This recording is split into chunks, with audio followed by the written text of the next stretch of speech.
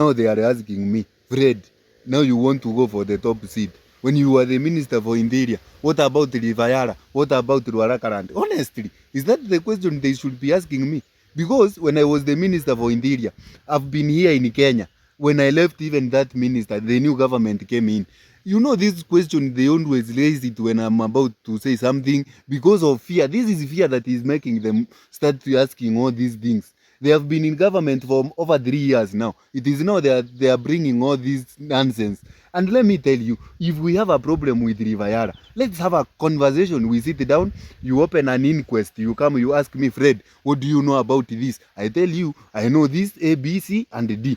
Now that we had all this nonsense, if it is in about the Ruarakarand, there are people who are there. I was not the only person who was in the Minister for Education. And let me tell you, I'm not the one who signs those things so that they can transfer the money. It is the PS. We have the PS who was there by then. Now the PS is not being mentioned. It is only Fred who is being mentioned because I've said I'm going for the top job. Let me tell you, all this nonsense we are seeing around, if they have any problem with Fred has not left Kenya. Even when I left Kenya, I was in the World Bank. Everyone knew where I was. They could have just written me a letter. They request me to come back. They ask me, Fred, what do you know about this Ruarakaran? I tell them, I know this and this and this, so that we can proceed ahead. It is not that when I'm coming to ask for presidency, that is when they start asking all these things. And let me tell you, if you have any problem with me, just face me directly. Honestly, why should we always go move around this matter because of the challenges? Now they should be focusing. This is something they want to cover up so that we don't ask them what they have done in the years they have been in government. Let me tell you, all this joke that we are seeing around, you see goons loitering around the CBD.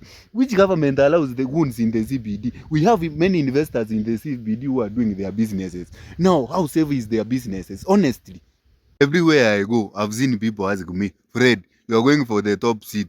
That is good. But what about the class of 2016? They are saying they are coming for you. Honestly, is that something they should be asking me? Let me ask you.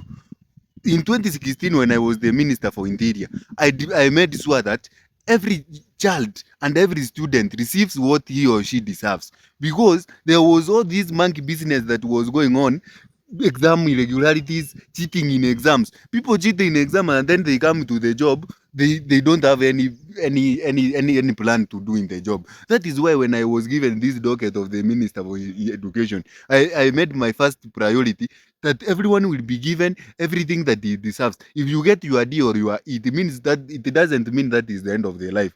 That is why you see we had previously, before I was the minister, we used to have thousands of A's, but when I came, we only had around 140 A's. That shows how the manipulation has been going on in the education sector. And those that they were in the class of 2016, honestly, why should they not vote for me? Because I'm a person who delivers. Because now, is it good to have people who have inadequate education, yet their certificates are showing A's, A's, A's? You have an A, yes. Now come solve this problem. They don't have an idea. That is why I decided that I'm running for this top job, because the mess that is going on in our country, I'm the only person who can fix all these things.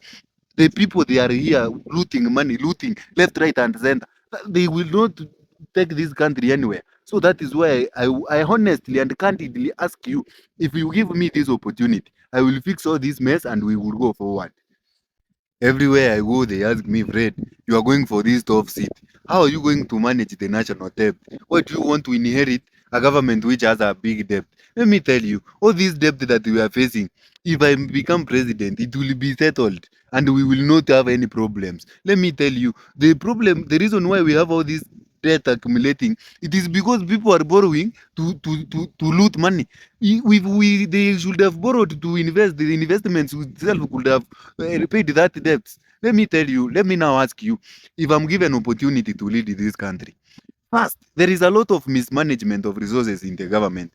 Now see, we have so many state launches in the country. While the president can just commute from Nairobi, go to Mombasa, there is no part of the country the president cannot go within one day, because we have choppers here, we have the KQs if I want to go abroad. Let me tell you, this mismanagement that you are seeing is the one that is making the national debt to look big.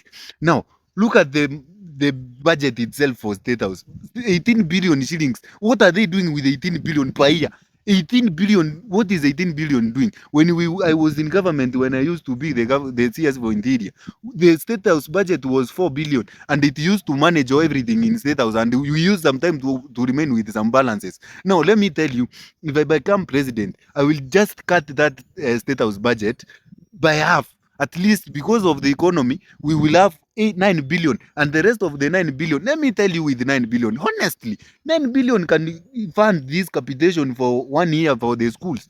9 billion is a lot of money. We can even construct an expressway and connect the transmission networks. We communicate with the Kenya Power. We transmit electricity. Let me tell you, this is a total joke, and the national debt should not be bothering you. If I come be president, all this mismanagement will not be there, and even the taxation itself will lower down. You just trust me, elect me, and you will see.